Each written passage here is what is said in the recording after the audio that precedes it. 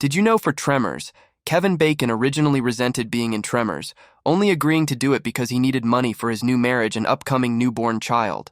When the film was not financially successful, Bacon feared his career was over, and in following years, would refuse to acknowledge the film's existence and even called it the worst thing I ever did. However, Bacon would eventually come around to Tremors, calling the filming of Tremors to be the single most fun time I've ever had making a movie in my entire career in 2012, and later admitting in a 2020 interview when I was making Tremors, I was very depressed and at a low point in my life, and I kinda blamed Tremors for all that. I was bitter against it. I thought it was a career killer. I never watch my movies more than once. Some of my movies I've never even seen before and have no desire to, but I've watched Tremors a dozen times. I love it so much, and I spent years trying to capture the same energy we had on the set of Tremors. It's one of my favorite films of all time. 2. Although Tremors was not a big hit during its theatrical run, the film became a runaway smash in the home video market and ultimately tripled its original box office gross with VHS sales and rentals. Did you know for A League of Their Own, during filming of the World Series games, stars took turns entertaining the unpaid extras?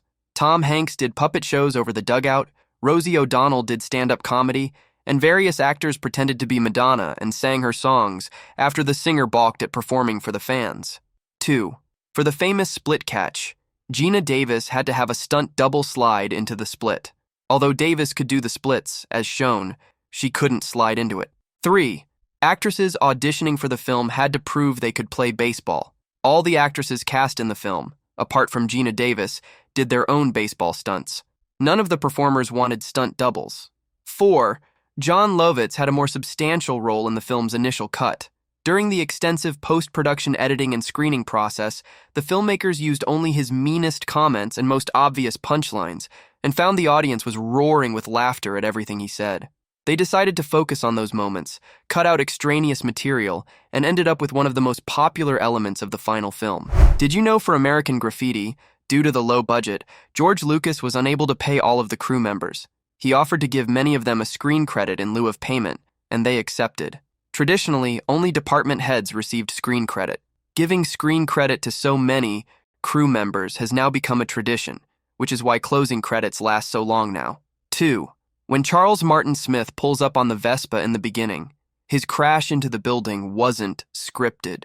He genuinely lost control of the bike, and Lucas kept the cameras rolling. Fortunately, the accident and the actor's reaction to it was in keeping with his character. Furthermore, the incident got the first big laugh from the audience in its first public premiere, which Lucas and friends took as a very good sign for the film.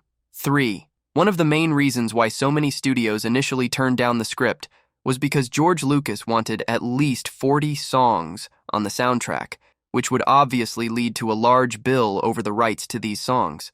Universal finally agreed to fund the picture when Lucas's friend Francis Ford Coppola, fresh from the success of The Godfather, came on board as producer. Did you know for the perks of being a wallflower, Steven Chbosky wrote the book that the movie is based on? He also wrote the screenplay and directed the movie. 2. Emma Watson reported that she took the role because Steven Chbosky told her that, "Not only is this going to be one of the most important parts you play, you're also going to have the summer of your life and meet some of your best friends." She also reported that the claim came true. 3. According to an interview with Steven Chbosky, watching people like Emma Watson, Logan Lerman, Ezra Miller, and Mae Whitman, who never had prom, never really had a proper graduation, because they were always working, and watching those kids get to have a high school experience that we all take for granted was very special. 4. The novel was first published in 1999, but the action is set during the 1991 to 1992 school year. No explicit year is mentioned in the film, though based on several plot details and the inclusion of the song Low by Cracker on the soundtrack, which was released in 1993, as well as songs from the 70s and 80s, the movie does imply an early mid-1990s setting. Did you know for the Grand Budapest Hotel, Tilda Swinton spent 5 hours in the makeup chair to play 84-year-old Dowager Madame D? "We're not usually working with a vast Bruckheimer-type budget on my films, so often we're trying a workaround," said Wes Anderson. "But for the old age makeup, I just said, let's get the most expensive people we can." 2.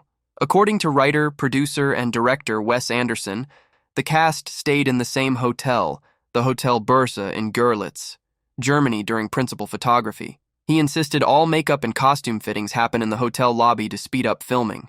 The owner of the hotel appeared in this movie as an extra working the front desk of the Grand Budapest Hotel. After filming ended for the day, the crew often returned to find him at the front desk of their own hotel. 3.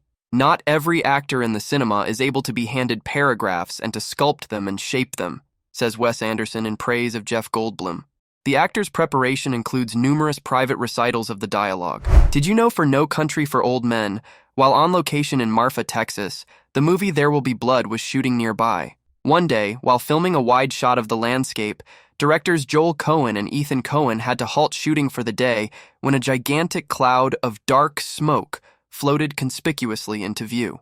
Paul Thomas Anderson was testing the pyrotechnics of an oil derrick set ablaze on the set of his film. The Coens resumed filming the next day when the smoke finally dissipated. A year and a half later, both films were the leading contenders at the Academy Awards. Both were also bankrolled by the same two companies, Paramount Vantage, which is now defunct, and Miramax, which is now owned by Vantage's parent studio. 2. Josh Brolin was working on Grindhouse when he became drawn to the role of Moss in this film.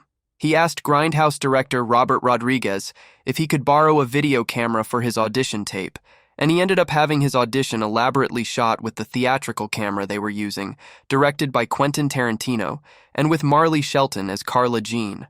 When the Coens saw Brolin's tape, their response was that they loved the lighting. Did you know For My Cousin Vinny, a sequel was discussed where Vinny Gambini would be practicing in Britain? Unfortunately, Marisa Tomei dropped out of the project, and subsequent attempts with another screenwriter to create a suitable story without her character went nowhere, to the point where the proposed film was canceled. 2. The film was originally scheduled for a fall 1991 release, but was ultimately delayed as 20th Century Fox released another Joe Pesci comedy, The Super, that October, which had flopped. Fox decided to postpone the release to March 1992 in hopes that this movie would be a warm-up to two upcoming blockbusters starring Pesci, Lethal Weapon 3, which was released that May, and Home Alone 2, which came out in November.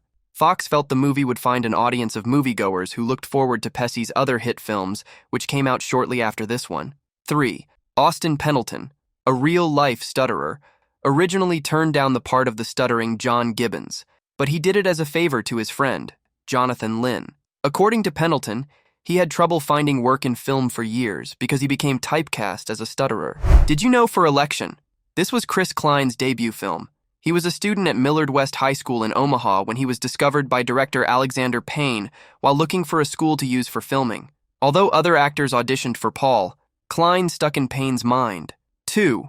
When MTV Productions sent Alexander Payne the novel in 1997 to gauge his interest, he told them he did not want to produce a teen comedy.